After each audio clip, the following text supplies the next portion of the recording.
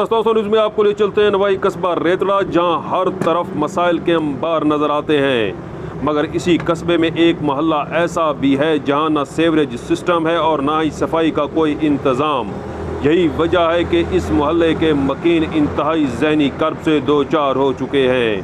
तस्तौसा news से गुफ्तगू करते हुए अहले मोहल्ला का कहना था कि नाक़िस सीवरेज सिस्टम की वजह से गलियों के बीचों बीच नालियाँ बनाना पड़ती हैं, जिसकी वजह से ताफ़ुन ज़दा गलीज़ पानी गलियों में खड़ा रहना मामूल बन चुका है। इस गलीज़ पानी की वजह से बीमारियां फैलने का शदीद ख़तरा मौजूद है। उनका कहना है कि हमने मुतअद्दिद बार इंतज़ामिया की तवज्जो इस जानिब दिलाने की कोशिश की, मगर बेहिस इंतज़ामिया ने कोई नोटिस नहीं लिया।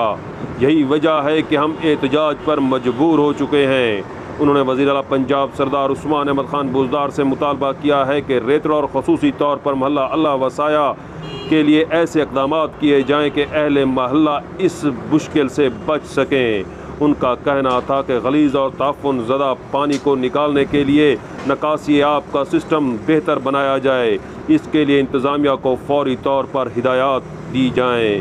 सुहेल शहजाद, तस्तौसा न्यूज़, रेतड़ा।